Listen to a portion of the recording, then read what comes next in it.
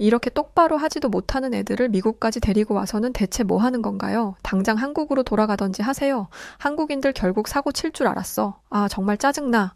미국 뉴욕의 어느 마을에서 한국인들을 몰아내려 했던 미국인들. 그러나 대체 무슨 일인지 하루아침에 한국을 찾아 나섰습니다. 절대 한국인과 섞이지 않겠다던 그들의 태도가 180도 바뀌었죠.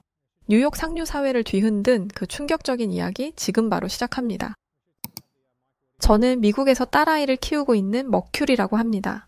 누구나 자기 자식의 뛰어남은 더 선명하게 보이기 마련이겠지만 저는 유독 제 딸아이 올리비아의 운동신경을 높게 평가했어요. 정말 어렸을 때부터 유독 테니스를 좋아하던 아이였습니다. 어릴 때였지만 민첩성이 높아 주변에서도 운동을 시키라는 권유를 하기도 했어요. 가만 보니 올리비아는 테니스를 놀이처럼 즐기는 게 아니라 정말 선수처럼 하고 있는 것 같네? 운동은 무조건 조기 교육이 중요하다고 하던데 이참에 한번 시켜보는 게 어때? 혹시 알아? 정말 소질이 있어서 유망한 테니스 선수로 클 수도 있잖아. 어떤 부모든 자기 자식이 세상에서 가장 잘났다 생각을 할 수밖에 없듯 저 역시 마찬가지였어요. 심지어 주변에서 저런 말까지 들으니 더 고민할 것도 없이 바로 테니스를 시키려 했지만 남편의 반대가 있었습니다. 제 딸아이는 안타깝게도 태어난 순간부터 잔병치레가 정말 많았어요. 어느 날은 39도가 넘는 고열에 응급실로 향하던 중 발작을 일으키며 흰자가 보이기도 했습니다. 이날은 정말 딸아이에게 무슨 일이라도 생기는 줄 알고 숨도 쉬어지지 않았죠.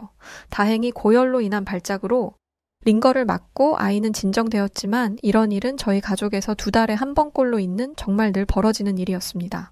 오죽하면 어느덧 남편은 애가 아파서 제가 호들갑을 떨면 아무 말 없이 곧장 준비할 것을 챙겨들고 차 시동을 걸고 당장 갈 수 있는 병원을 알아본 후 바로 가버리곤 하죠. 다른 또래 아이들은 1년에 고작 한 2번 입원할까 말까 했지만 저희 딸아이는 1년에 4번씩 입원하곤 했어요. 이렇게 몸이 약한 아이라 저는 오히려 운동을 시키고 싶었고 남편은 반대 입장이었죠. 당신이 무슨 마음으로 운동시키려는지 잘 알겠는데 안 그래도 약한 애가 무리라도 해서 더 아프면 어떡해. 테니스를 그냥 배우는 것도 아니고 선수로 키우자는 건 난 정말 반대야. 언제까지 품 안에 자식으로 끼고 살 수는 없는 거잖아. 애가 몸이 워낙 약하니까 운동을 시키면 좋을 것 같았는데 이왕이면 소질이 있는 테니스를 시키면서 그게 정말 소질이 있는 게 맞았다면 애 장래까지 이어질 수도 있는 거잖아. 올리비아가 너무 아프다는 이유로 우리가 품에 끼고 살아서 애가 더 아프다는 생각은 안 해봤어? 하다못해 친구들이랑 놀이터에서 뛰어놀게도 못하게 하고 이런 환경이 애 건강에 도움이 된다고 생각해? 남편과 저는 아주 팽팽한 의견 대립으로 며칠 내내, 아니 정확하게는 4개월간 얼굴만 보면 다퉜습니다. 그리고 저희 부부는 결론을 내렸어요. 이 모든 것은 아이를 위한 선택이었기에 아이의 선택에 맡기기로 했고 아이의 선택은 예스였습니다. 아이가 원한다고 하니 남편도 뜻을 굽혔고 처음에는 무리 없이 테니스를 배울 수 있도록 했어요. 아이를 테니스 선수로 키우겠다는 것은 제 욕심일 수도 있다는 생각이 들었거든요. 그런데 제 눈이 틀리지 않았습니다. 딸아이가 테니스를 하는 모습을 본 미국 청소년 테니스팀 코치님께서 스카웃 제안을 해주셨고 흔쾌히 받아들였어요. 물론 그전에는 테니스를 즐기며 배웠다면 이제는 정말 온 힘을 다해 배워야 하기에 애가 힘들어할 거라 생각은 했습니다. 그래서 전 늘 아이에게 말해줬어요. 올리비아 언제든 원하지 않으면 엄마한테 말하면 돼. 굳이 억지로 할 필요 없는 거야. 알겠지? 전처럼 테니스를 즐기기만 해도 괜찮은 거야. 알겠지? 그러나 저희 부부가 생각한 것보다 딸아이는 테니스에 진심이었고 본인의 성적이 만족스럽지 못하면 눈물까지 흘릴 정도로 열정적이었습니다. 그런 딸아이에게 저희는 그저 묵묵히 지원해주고 케어해주는 것 외에는 해줄 수 있는 게 없었어요. 아직은 부모의 케어가 필요한 초등학생 나이였기에 저는 늘 딸아이의 연습 시간에 함께 했습니다. 가보면 저처럼 엄마들이 아이의 연습을 기다리고 있는 것이 대부분이었고 대화를 나누며 시간을 보내곤 했어요. 그러던 어느 날 딸아이에게 너무 충격적인 사건이 벌어지고 말았습니다. 미국 청소년 테니스팀 소속인 제 딸아이와 또 한국 대표 소속에 있는 한국 아이와 사건이 벌어졌죠. 한국 아이들과 미국 아이들이 경기 내기를 하던 중 한국 아이가 잘못 던진 테니스 공에 제 아이가 맞은 겁니다. 이미 몸이 약한 아이라 혹여나 잘못될까 저는 굉장히 분노했고 주변 미국 엄마들까지 덩달아 같이 분노를 했죠. 이렇게 똑바로 하지도 못하는 애를 미국까지 데리고 와서 뭐 하는 겁니까? 엄한 애 잡을 뻔 했잖아요. 내가 병원 가보고 우리 올리비아한테 이상 있으면 당신 가만 안 둘 겁니다. 여긴 이런 실력의 아이가 있을 곳이 아니니 하루빨리 다른 길 찾아보시는 게 좋겠네요. 선수로 클 애들한테 피해주지 마시고요. 내가 이럴 줄 알았어. 한국 애들이 계속 눈엣 가시였는데 한 번은 큰 사고 칠 줄 알았다고. 도대체 여기가 어디라고 이런 사고가 발생합니까? 이 사태를 보고도 느끼는 게 없어요? 보딩스쿨이다. 유명한 코치가 있다. 뭐 이런 말 하나 듣고 어떻게든 선수로 키워보겠다고 미국까지 애 데리고 온 것 같은데 그래봤자 그쪽들은 한국인이고 우리 애들은 미국인입니다. 한계가 있다는 걸 정말 왜 모르고 저렇게 설치는 거야, 남의 나라에서. 서로 늘 경계하고 거리를 두며 욕만 하던 한국 엄마들과 미국 엄마들이 이 사건으로 터져버리고 말았죠. 저를 포함한 미국 엄마들은 이때다 싶어 한국 엄마들에게 심한 말들을 아주 서슴없이 내뱉었습니다. 애초에 한국의 문화도 싫었고 동양인이 저렇게 설치는 것도 너무 끔찍하게 싫었던 제 속내가 다 드러난 순간이었어요. 이곳은 미국이고 미국 선수를 배출하는 곳이 맞지만 소수의 한국 아이들도 함께하곤 했습니다. 그 아이들은 물론 미국인이 아니기에 한계가 분명 있을 텐데 미국 유일의 스포츠 전문 보딩스쿨에서 어떻게든 배우려 오는 거였죠.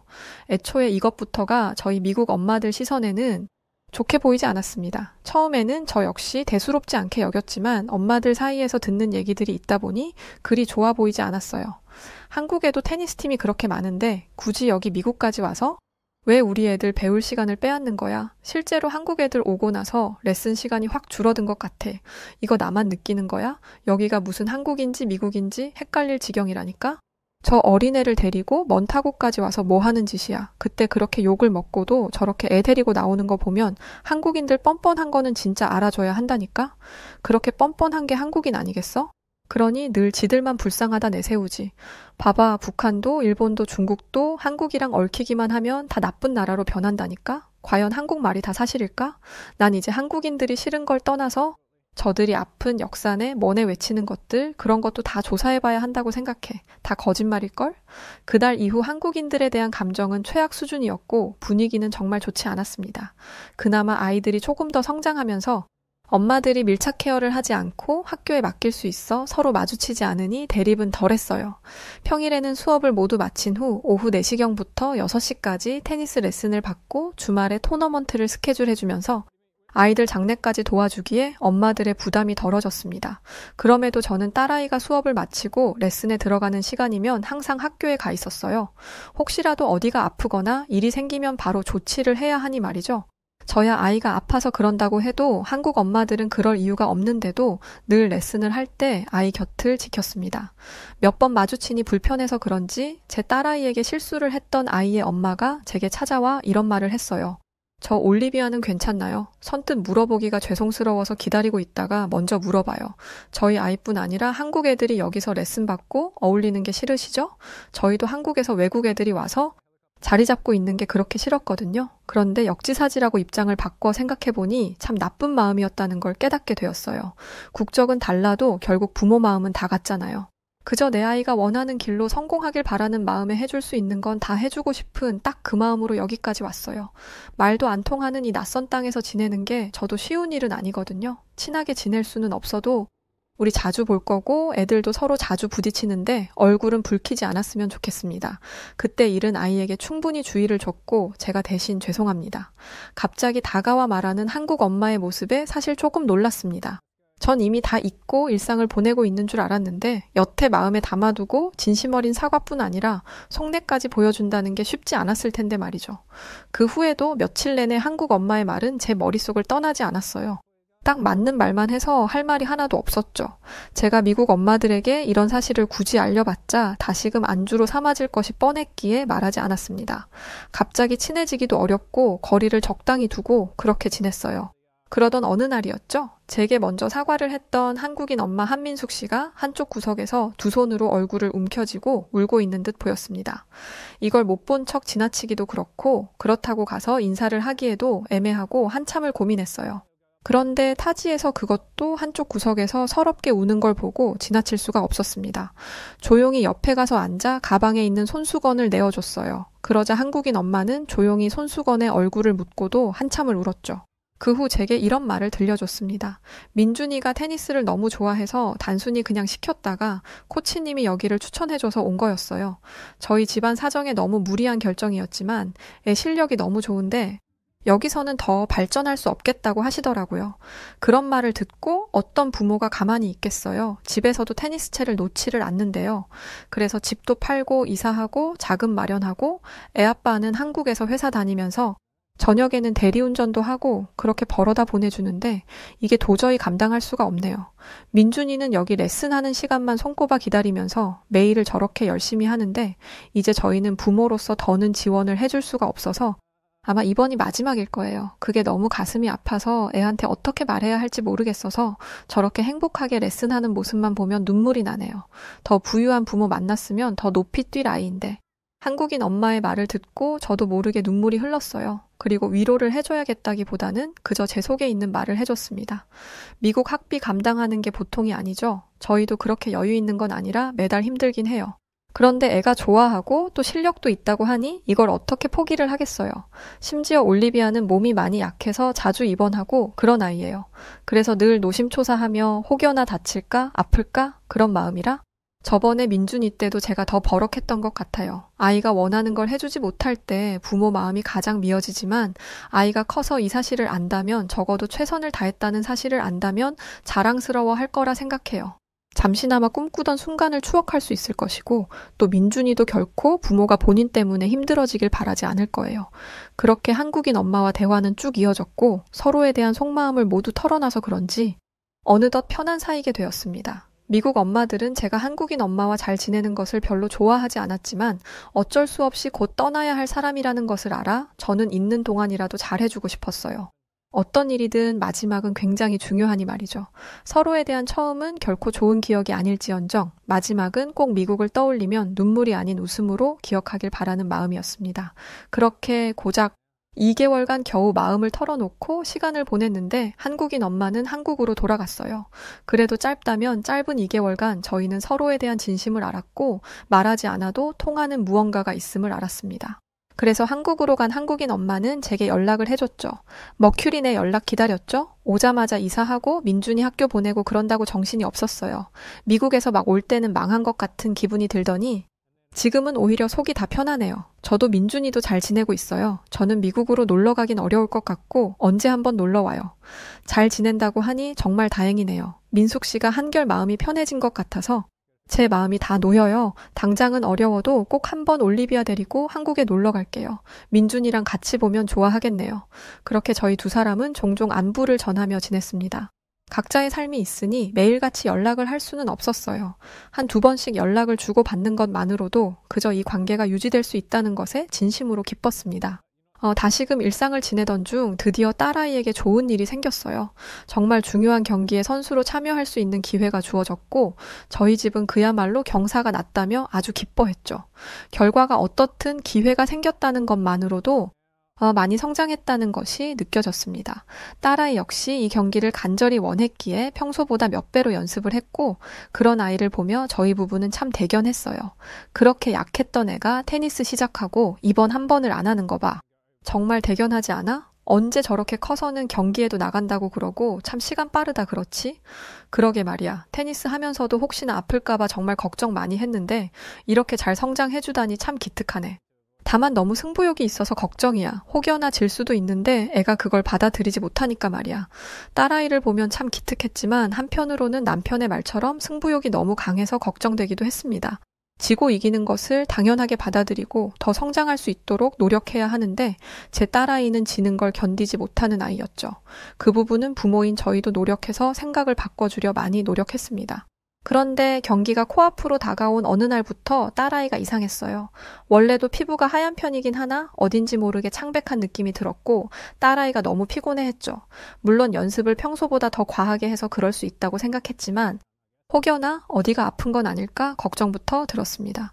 올리비아 혹시 어디 아프니? 불편한 곳이 있으면 엄마한테 말해줘야 해. 아니 아픈 곳 없어. 오늘은 연습 조금 더 하고 싶다고 말 좀 엄마가 해줘.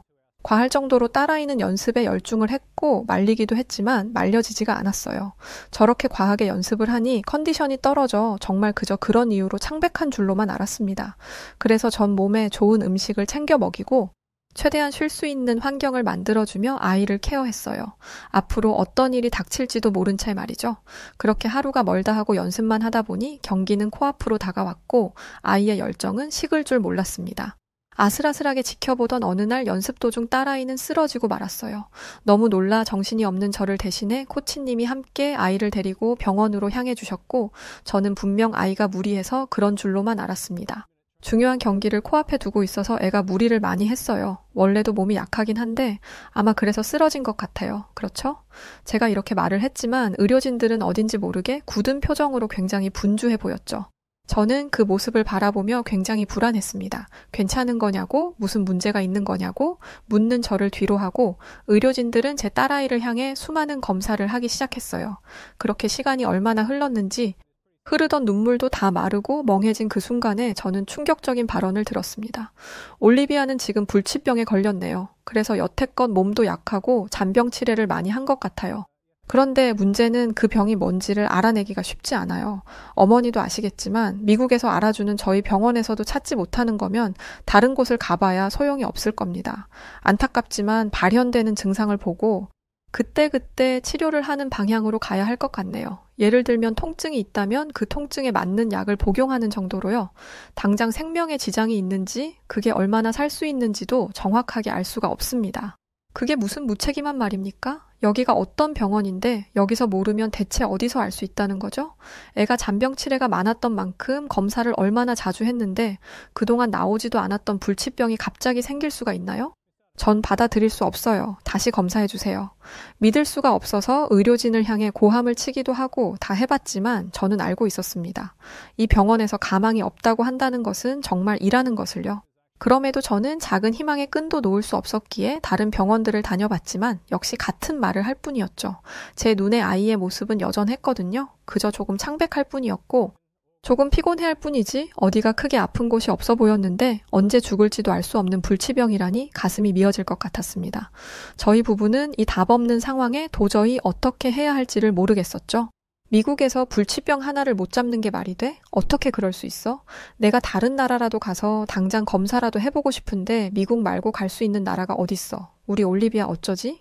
머리를 맞대고 아무리 생각을 해봐도 답은 없었습니다. 이 눈물겨운 상황 속에도 본인의 몸이 특별히 불편한 곳이 없었던 딸아이는 테니스 레슨을 가야 한다며 울기만 했죠. 그렇게 딸아이와 집에서 답을 찾던 중 이제야 점점 증상들이 하나씩 보이기 시작했습니다. 갑작스레 딸아이는 몸에 멍들이 생기기 시작했고 평소에 쏟지도 않던 코피를 쏟기 시작했죠. 딸아이 표현으로 살 아내가 아프다고 했는데 그건 뼈가 아프다는 표현으로 이런 증상들이 생기기 시작할 때마다 저는 불안했습니다. 답이 아예 없는데 답을 찾으려니 막막했어요. 그러나 이 상태로 학교를 다시 보낼 수도 없었고 마냥 기다려달라고 할 수도 없었기에 우선 딸아이의 자리를 다른 아이에게 넘겨주기로 했습니다. 그렇게 아쉬운 마음으로 끝까지 저희 딸아이를 챙겨주셨던 코치님과 마지막 인사를 나누려는데 이 상황에 충격적인 제안을 제게 하셨죠. 올리비아 증상이 꼭 소아백혈병 증상이랑 똑같네요. 제자들 중 몇 명이나 소아백혈병으로 치료를 받아봐서 제가 너무 잘 알거든요. 그거 여기서는 못 잡는 경우가 대다수였고 다 불치병 진단 받았거든요. 올리비아 살려야 하잖아요. 어머니 무조건 한국으로 가세요. 한국 가시면 무조건 치료 받으실 수 있을 겁니다. 적어도 백혈병이 정말 맞다면 한국에서 백혈병 잡는 건 일도 아니에요. 제 제자들은 결국 한국 가서 다 완치하고 지금 아주 건강하게 지내거든요. 소아백혈병의 한국이요? 백혈병이라고 한들 여기서 그걸 왜 불치병이라고 하는지도 이해가 안 가고 어떻게 한국에 애 목숨을 맡기나요? 저는 영 찝찝해서 선뜻 못 갈 것 같은데 정말 제자분들이 그렇게 완치한 게 맞나요? 코치님은 당연히 제 딸아이를 위하는 마음에 해주신 말씀인 걸 알지만 제 딸아이의 목숨이 걸린 일이라 선뜻 받아들이기는 어려웠습니다.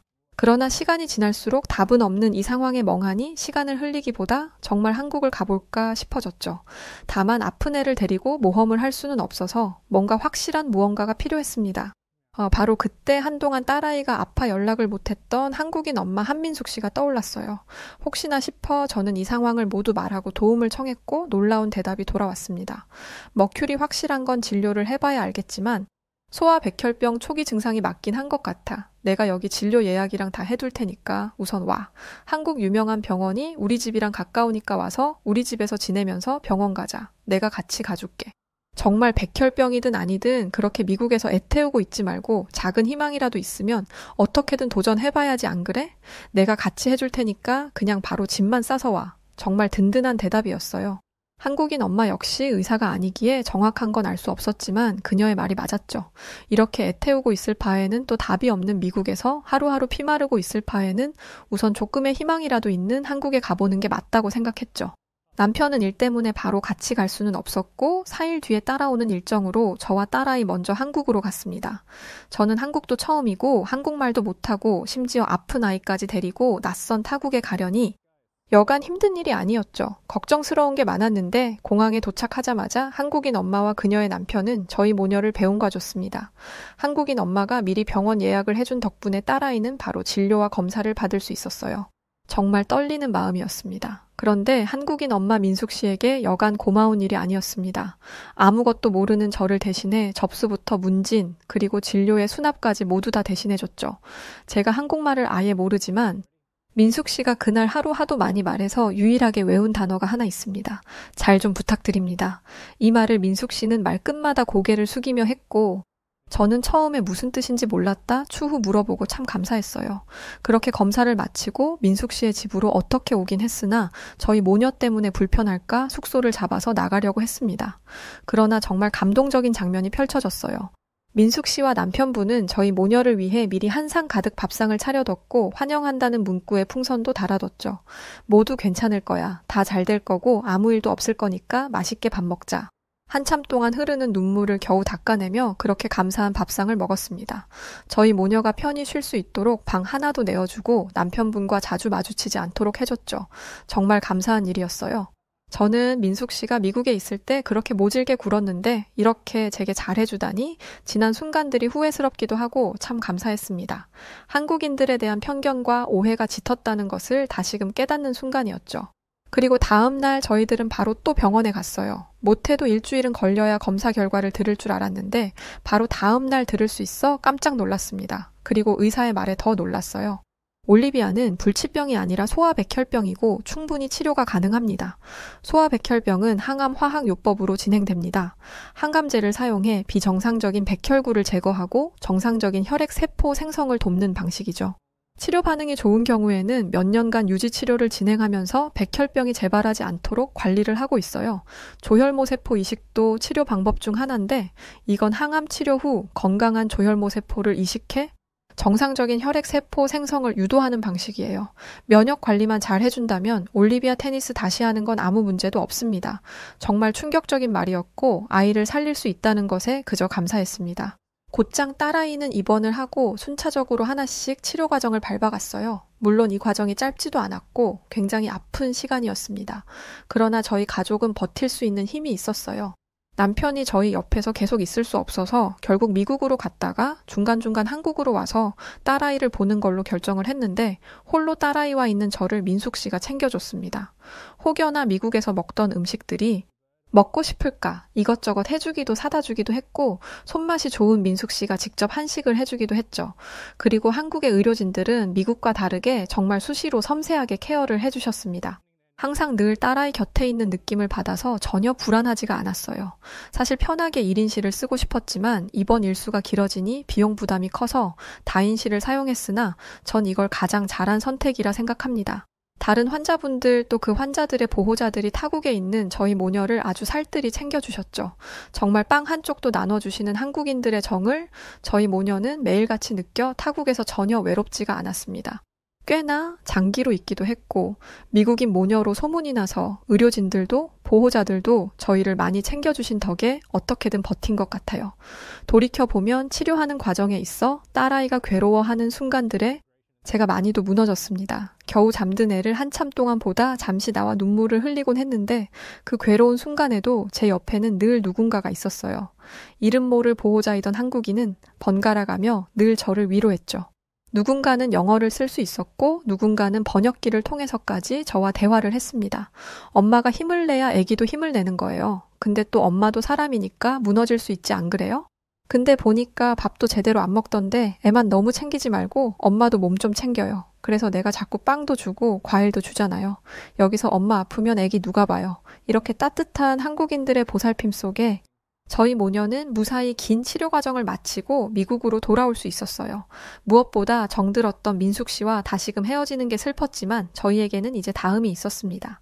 딸아이의 건강 상태를 확인해야 해서 주기적으로 한국에 와야 했기에 그럴 때마다 꼭 민숙 씨를 보기로 했죠. 그 다음이 있다고 생각하니 많이 슬프지는 않아 다음을 안녕하며 돌아왔습니다. 그렇게 딸아이는 건강을 회복했고 곧장 본인의 전부였던 테니스의 길로 다시금 돌아갔어요.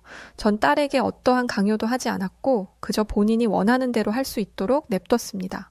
어느덧 테니스 선수로 여러 대회를 나가며 살고 있는 딸아이를 보면 아직도 가끔씩 생각해요. 그때 한국에 가지 않았더라면 치료를 못했을 거고 불치병이라는 미국의 오진 때문에 정말 끔찍한 결말을 맞이할 뻔했구나라는 생각이 듭니다. 물론 어떤 나라든 오진이 있을 수 있다고 생각해요. 그러나 제가 겪어본 한국의 경우 의료 수준이 세계 탑 수준으로 굉장하고 오진도 굉장히 드문 일이라고 알고 있습니다. 적어도 미국처럼 소아백혈병을 불치병이라 하여 애를 잡을 뻔한 일은 없다고 알고 있죠. 실력이 그렇게 뛰어난 한국이지만 의료진들의 자세 역시 오만하지 않고 늘 환자의 시선에 맞춰주는 자세도 인상적이었고 소아라는 특성상 굉장히 어렵고 까다로웠을 텐데 보채는 딸아이에게 맞춰서 늘 웃음으로 분위기를 맞춰주신 의료진들에게 감사할 뿐입니다.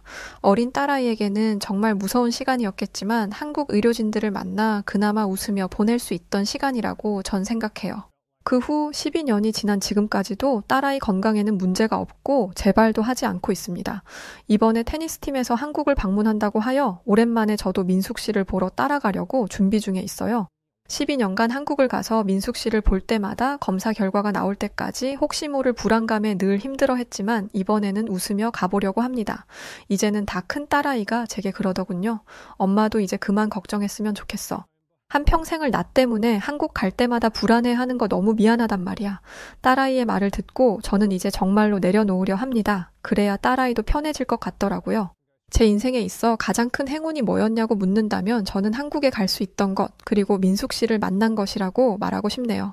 저희 아이를 지켜주신 한국 의료진분들, 민숙 씨, 그리고 모든 한국인분들 진심으로 감사합니다. 여기 한국의 병원 한복판에서 병원 직원과 실랑이 중인 외국인 여성이 있습니다. 직원이 건네준 병원비 내역서를 펄럭이며 화를 내고 있는 그녀. 한 손에는 병원비 내역서를, 다른 한 손에는 어린아이의 손을 잡고 있는 그녀에게 대체 무슨 일이 벌어진 걸까요? 안녕하세요. 저는 프랑스 동남부 해안가 주변에 위치한 모나코라는 공국에서 온 카밀라라고 합니다. 저는 프랑스에서 태어나 프랑스에서 자란 뼛속부터 프랑스인인데요. 프랑스 대학으로 유학을 온 모나코 출신의 남편과 만나서 결혼을 하게 되면서 모나코로 건너가 살게 되었습니다. 또 결혼한 지 얼마 되지 않아 남편과의 사이에서 사랑스러운 아들까지 얻었죠. 아들이 태어났을 때는 세상을 모두 얻은 것 같았습니다. 하지만 아이가 태어난 지 얼마 되지 않아 저희 부부는 청천벽력 같은 소식을 듣게 되었습니다. 바로 아이의 신장에 문제가 있다는 것이었죠. 저희는 의사에게 아이의 몸이 정상으로 회복될 가능성을 물었습니다. 그리고 의사는 가능성이 없는 건 아니지만 매우 희박합니다. 라고 대답했었죠. 아주 적은 확률이었지만 저희 부모는 포기하지 않았습니다. 모나코에 있는 모든 병원을 돌아다녔고 제 고향인 프랑스로 건너가서 좋은 의사라 이름난 사람들은 전부 만나봤습니다. 하지만 아이의 건강은 회복되지 않았어요. 그 어떤 의사도 아이에게 딱 맞는 좋은 치료법을 제시하지 못했습니다. 여러분도 아시겠지만 유럽 국가의 병원비는 상상 이상이에요. 아이가 아프다는 이야기를 듣자마자 저는 일을 그만뒀고 아이를 데리고 병원을 다니는데 집중했죠. 당연히 소득은 줄었고 새 가족의 생활비와 아이의 병원비를 버는 것은 온전히 남편의 몫이 되었습니다. 남편은 자신이 할 수 있는 일이라면 뭐든지 했어요. 그리고 아이는 아버지를 그리워하며 인생의 3분의 2 이상을 병원에서 보내야 했습니다. 그러던 어느 날 남편이 쓰러졌다는 연락을 받게 되었습니다. 그리고 제가 남편을 찾아갔을 때 남편의 숨은 이미 끊어진 상태였습니다. 오랜만에 본 남편의 얼굴은 매우 야위어 있었어요. 저는 남편이 갑작스럽게 세상을 떠나게 된 이유가 잠도 제대로 자지 못하고 밥도 제대로 먹지 못하며 일만 했기 때문이라고 생각합니다. 그래서 남편을 떠올리면 지금도 마음이 참 아파요. 남편을 그렇게 그렇게 보냈지만 저에게는 슬퍼할 여유조차 없었습니다. 저에게는 남편이 선물로 주고 간 아이가 있었으니까요. 제가 살던 모나코는 세계에서 두 번째로 작은 나라입니다. 인구도 3만 명에 불과하죠.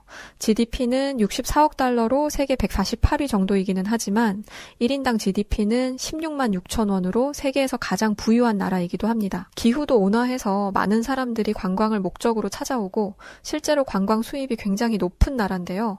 이 때문에 모나코는 살기 좋은 나라라는 평을 받고 있습니다. 그런데 이런 수치들은 저와 연관이 없는 것들이었어요. 남편도 세상을 떠났고 저는 직장을 그만둔 지 오래였죠. 돈을 버는 족족 병원비로 쓴 탓에 모아둔 돈도 없었습니다. 그렇다고 나라에서 지원이 넉넉한 것도 아니었어요. 결국 저는 생계를 위해 일을 해야 했습니다. 이때부터는 생존의 문제였어요. 아이의 병을 낫게 하기 위해 일을 하는 것을 넘어서 저와 아이가 굶어 죽지 않게 발버둥 쳐야 했죠. 그래서 저는 어쩔 수 없이 남편과의 추억이 깃든 모나코를 떠났습니다.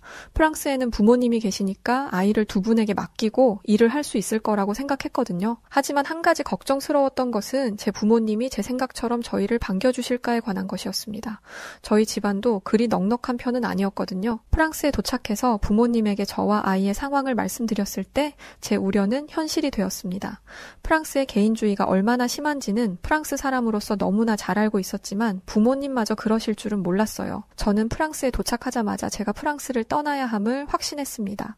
저는 부모님에게 제가 일을 가는 시간에 아이를 돌봐주는 일은 1년, 딱 1년만 해주시면 상황을 모두 정리해서 떠나겠다는 약속을 했습니다. 일과 아이의 간병을 동시에 하고 차도가 없으면 다른 병원을 찾아가며 1년 뒤 프랑스를 떠날 준비를 함께 진행하다 보니 너무 지치더군요. 아이에게는 정말 미안한 말이지만 솔직히 세상을 등지고 싶었던 적이 한두 번이 아닙니다. 그럴 때마다 남편과 아이를 생각하며 버텼어요. 그런데 저를 더 힘들게 한 건 체력적인 한계가 아니었습니다. 아이의 상태가 좋아지기는커녕 오히려 악화되고 있었던 것이었어요. 부모님에게 약속했던 1년이 지났고 이젠 어디로 떠나야 할지를 정할 때가 되었습니다. 어느 나라로 가야 할지 정할 때 고려했던 1순위는 의료체계가 잘 구축되어 있는가였고 2순위는 아이가 살기 좋은 나라인가 였어요. 아이의 건강이 나아질 기미가 안 보였기 때문에 의료체계를 보는 것은 당연했고 아이가 살기 좋은 나라인지가 중요했던 이유는 아이가 나이를 먹으며 성장했기 때문이었습니다. 인생의 대부분을 병원에서 보냈던 아이는 평범한 또래 아이들의 삶을 너무나 부러워했어요. 병실 안에서 보는 풍경이 이 세상의 전부라고 생각하는 아이를 보니 가슴이 찢어지듯 아프더군요. 그래서 저는 아이가 병마에게 눌려 마땅히 행복해야 할 어린 시절을 우울하게 보내지 않도록 아이가 살기 좋은 나라로 가기로 결정했습니다. 검색도 하고 책도 읽고 주변 사람들에게 우선순위들을 말하니 모두가 입을 모아 스위스를 이야기하더라고요. 스위스는 세계에서 살기 좋은 나라 5위였고 제게 익숙한 유럽에 속해 있는 나라였기 때문에 저는 스위스로 떠나기로 했습니다. 아이가 태어나고 어린 시절을 보냈던 모나코는 앞서 말했듯 세계에서 두 번째로 작고 인구도 3만 명에 불과했지만 그런데 스위스는 달랐어요. 인구는 885만 명이 넘었죠. 모나코의 295배 규모였습니다. 또 자연경관이 얼마나 웅장한지 저와 아이는 스위스의 풍경을 보며 입을 다물지 못했습니다. 비행기에서 바라본 스위스의 풍경을 본 아이의 표정에는 경이로움이 묻어나 있었고 저는 아이와 함께 스위스에 오기로 결정한 것이 제 인생의 가장 훌륭한 결정이라고 생각했죠. 하지만 이 마음은 얼마 가지 못했습니다. 스위스 병원에 진료비 내역서가 나왔거든요. 저는 진료비 내역서를 보고 눈만 껌뻑껌뻑 감았다 떴습니다. 제 눈으로 보는 숫자가 너무나 비현실적으로 느껴졌거든요. 아이가 병원에서 특별히 대단한 치료를 받은 것도 아니었습니다. 스위스의 환경이 너무 좋아서인지 스위스에 도착하고 나서 아이의 상태가 조금씩 호전되었기 때문에 도착하자마자 검사를 받고 검사를 위해 며칠간의 입원을 한 게 다였어요. 퇴원을 해도 좋다는 의사의 말에 잠깐 집으로 돌아왔다가 정기 검진을 위해 똑같이 잠깐의 입원, 검사를 한 게 다였습니다. 스위스의 병원의 병원비는 같은 처치를 했던 프랑스와 비교해서 10배가량 높았어요. 물론 프랑스에 비해 의료체계가 훨씬 잘 짜여 있었고 의사들의 실력 또한 월등히 좋았던 게 사실입니다. 하지만 아무리 그래도 이 정도 처치에 이런 금액이 나온다는 건 납득이 되지 않았습니다. 오랫동안 아이와 함께 병원을 다니면서 저도 어느 정도 병원비에 대한 감각이 생겼거든요. 부끄럽지만 저는 그제야 스위스의 살벌한 물가를 체감하게 되었습니다. 집 렌트 렌트비, 차 렌트비, 식비, 그 외 생필품의 가격 등 스위스는 외국인이 살 수 있는 환경이 아니었어요. 저는 프랑스처럼 1년이라는 시간 동안 스위스에서 살 수 있을 거란 생각을 제 머릿속에서 지워버렸습니다. 하지만 한동안 머물기로 생각하고 준비했던 곳에서 어떻게 한순간에 벗어날 수 있겠어요. 이리저리 정리할 것들도 많았고 무엇보다 다른 곳으로 다시 떠날 생각을 하니 눈앞이 캄캄했습니다. 또 세계에서 가장 부유한 나라로 불리는 모나코, 선진국 계열에 속해 있는 프랑스, 세계에서 가장 살기 좋은 나라 5위인 스위스에서도 적응하지 못한 제가 이보다 더 나은 나라를 선택할 수 있을지 그것 또한 고민이 되었죠. 제가 가지고 있던 걱정은 이윽고 두려움이 되어 저를 서서히 잡아먹어갔습니다. 우울증에 시달리며 스위스를 떠날 준비를 하고 있는데 제 가슴을 더욱 아프게 하는 건 다른 곳으로 또 떠나야 한다는 현실이 아니었어요. 그토록 좋아했던 나라를 떠나야 한다는데도 싫다는 소리 한 번 못하는 아이의 모습이었죠. 저는 아이를 위해서라도 정착할 나라를 찾아야겠다 마음먹었습니다. 스위스의 살벌한 병원비를 대기에는 제 능력이 너무나 부족했어요. 그래서 아이는 제대로 된 치료를 받지 못했습니다. 그나마 지금 현 상태를 유지하는 것에 만족해야 했죠. 이 문제로 간호사와 상의를 하고 있는데 간호사가 제게 이런 말을 하더라고요. 지금 아이의 상태를 보면 정착하는 게 문제가 아니라 치료가 우선인 것 같아요. 치료에 전념해서 아이의 상태가 나아지면 이후에 정착할 곳을 찾는 게 어떨까요? 저는 간호사의 이야기를 듣고 추천해줄 나라가 있는지 물었습니다. 간호사는 주저하며 한 나라의 이름을 말했어요. 저는 고개를 갸우뚱했습니다. 이름을 들어는 봤지만 어떤 나라인지 배경 지식이 전혀 없는 곳이었거든요. 지금 어느 나라를 말씀하신 거죠? 간호사는 조심스럽게 입을 열었습니다. 한국이요. 저는 간호사에게 왜 그 나라를 추천하는지 물었습니다. 메디컬 코리아라는 말이 있어요. 의료 쪽으로는 최고 수준을 가지고 있는 나라죠. 저는 의아해하며 말했습니다. 스위스도 유럽에서는 의료 쪽으로 손꼽히는 나라고 세계 최고 수준의 의료 서비스는 미국 아닌가요? 제 물음에 간호사는 자신은 추천을 해줄 뿐 결정은 제 몫이라며 자리를 떠났습니다. 그래도 제 말을 한번 믿어보세요. 모두가 입을 모아 최고라고 말하는 데는 이유가 있으니까요. 저는 곧장 돌아가서 한국이라는 나라에 대해 알아보기 시작했습니다. 한국에 대해 알아볼수록 제 안에는 분노가 생겼어요. 그 간호사는 대체 무슨 생각으로 저에게 이런 나라를 소개해준 건가 화가 났죠.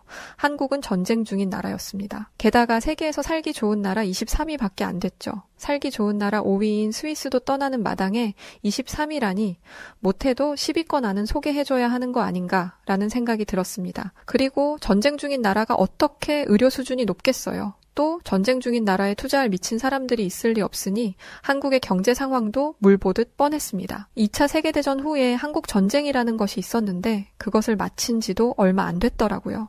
한 나라가 전쟁을 복구하는데 얼마나 오랜 시간이 걸리는지 교육을 통해 배웠던 터라 한국에 대한 이미지는 최악이었습니다. 당연히 한국은 제 머릿속에서 지워졌고 저는 그 어느 나라도 결정하지 못한 채 발만 동동거리며 시간만 보냈어요. 그러던 중 아주 우연히 한국에서 온 유학생을 만났습니다. 굉장히 깔끔했고 젠틀했으며 게다가 유식했죠. 제 기준 아시아 선진국은 일본이었기 때문에 저는 그 사람이 당연히 일본인일 거라고 생각했습니다. 그런데 놀랍게도 그 사람은 한국인이었어요. 저는 제가 한국에 대해 많은 걸 오해하고 있다는 걸 알았고 한국행을 결정했습니다. 물론 비행기 속에서도 불안한 마음이 한가득이었어요. 직접 본 게 아니었으니까요. 그 사람이 상위 1%인 사람이라 보통의 사람들이 사는 생활 방식을 모를 수도 있을 거라 생각했죠. 프랑스는 빈부격차가 정말 큰 사회 문제거든요. 지푸라기라도 잡은 심정으로 한국행 비행기를 타기는 했지만 너무나 불안했습니다. 그런데 비행기에서 내린 후 공항을 빠져나왔을 때 저는 제가 비행기를 잘못 내린 줄 알았어요. 한국의 공항은 너무나 깨끗했고 쾌적했습니다. 향기까지 나는 것 같더라고요. 유럽에 있는 공항을 가면 사람에게서 나는 특유의 채취 때문에 힘든 경우가 종종 있었는데 한국은 달랐습니다. 급하게 잡은 숙소를 가면서 보이는 건물들은 너무나 세련됐고 도로는 깨끗하게 정비되어 있었으며 길가에서는 노숙자와 약을 한 사람들을 찾아볼 수가 없었습니다. 골목골목으로 들어가도 마찬가지였어요. 길가에는 쓰레기가 없었고 사람들은 청결한 모습이었죠. 건물이 세련된 만큼 사람들의 옷차림이나 생김새도 너무나 훌륭했습니다. 급하게 잡은 숙소였음에도 청결했고 머리카락이 하나 나왔다는 이유만으로 직원은 선뜻 방을 바꿔주기도 했죠. 게다가 제가 아이와 함께 있는 것을 보고는 아이를 위한 간식거리도 개인적으로 챙겨주기도 했습니다. 당연히 유료라고 생각하고 돈을 건네 내려는데 직원은 손을 거세게 흔들며 이렇게 말했어요. 아닙니다. 아이가 오랜 비행으로 피곤해 보여서 챙겨준 것뿐이에요. 아이에게 이 정도는 당연하죠. 부디 편하게 쉬다 돌아가세요. 5성급 호텔도 아니고 길가에 널려있는 숙소에서 이런 대접을 받다니 한국에서의 첫날은 지금까지 거쳐온 어떤 나라와 비교해도 훌륭했습니다. 그런데 한 가지 문제가 생겼습니다. 새벽부터 열이 나기 시작하더니 다음 날에는 몸을 일으키기 힘들 정도의 심각한 독감이 찾아온 것이었어요. 저는 힘겹게 숙소 직원에게 연락을 했습니다. 그런데 연락을 받은 사람은 어제의 친절한 직원이 아니었어요. 저는 그 사람이 저를 도와주지 않을 거라고 생각했습니다.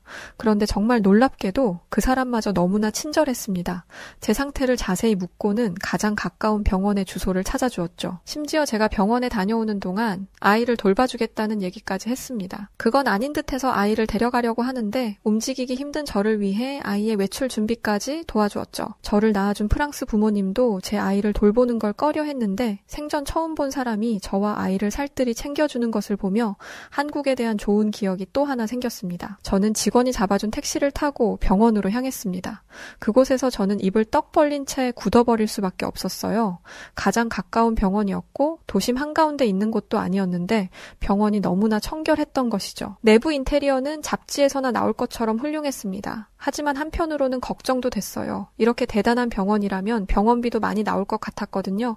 아이 병원비도 벅찬데 저에게까지 그렇게 큰 비용을 쓰는 게 아까웠습니다. 의사와의 면담을 마치고 저는 처방에 따라 주사를 맞았어요. 주사를 맞는데 심장이 떨리더라고요.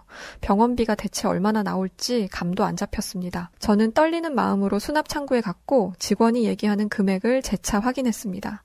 얼마라고요? 4만 원입니다. 저는 믿지 못하겠다는 표정을 하며 얘기했어요. 다시 얘기해주세요. 제가 잘못 이해했나 봐요. 4만 원이요. 얼마라고요? 4만 원이요. 직원은 또박또박 이야기하는 걸로도 모자라 종이에 친절히 글자를 적어주었습니다.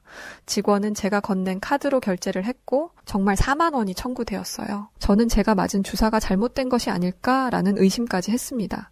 그런데 주사를 맞고 병원을 나선 즉시 몸의 상태가 호전되었고 병원에서 처방해준 약을 며칠 먹으니 완전히 나았습니다. 저는 믿을 수 없었어요. 제가 거쳤던 새 나라에서는 의사와 눈만 마주쳐도 50달러가 나갑니다.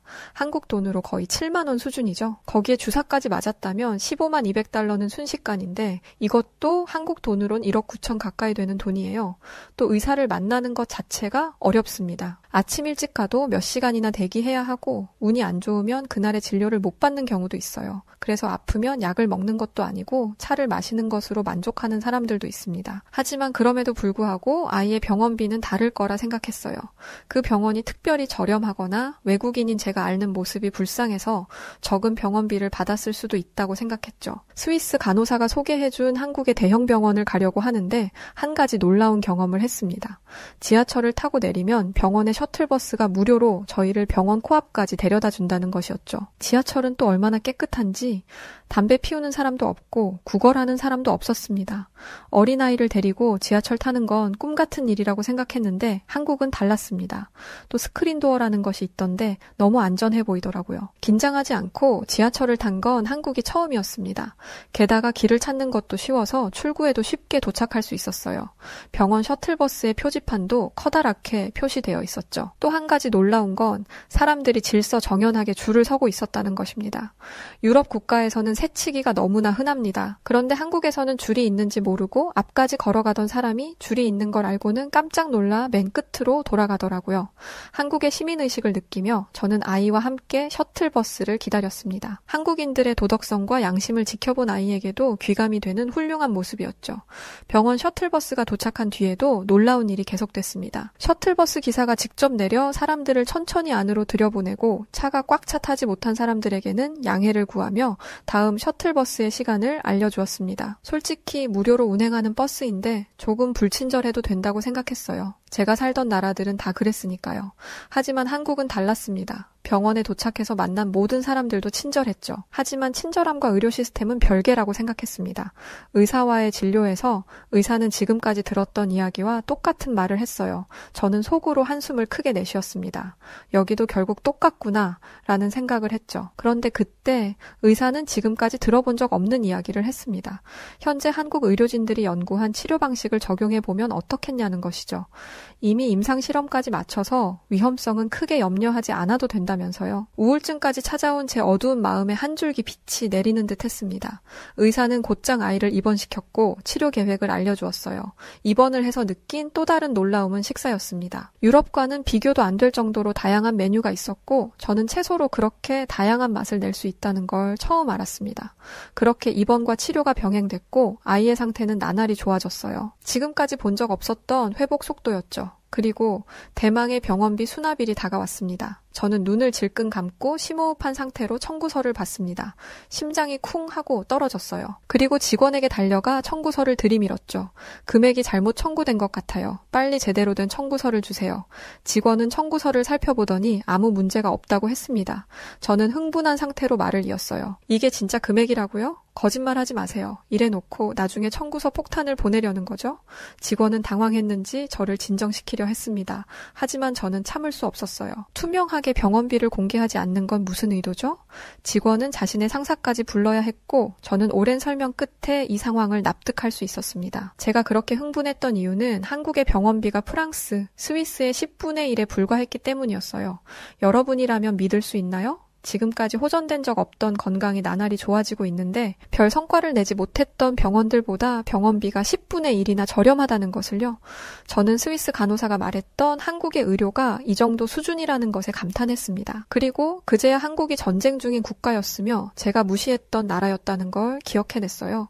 직접 한국의 놀라운 생활 수준을 본 뒤에는 아예 잊고 살았거든요. 그렇게 시간이 흘렀고 저는 의사에게 아이의 질병이 완치되었다는 진단을 받았습니다.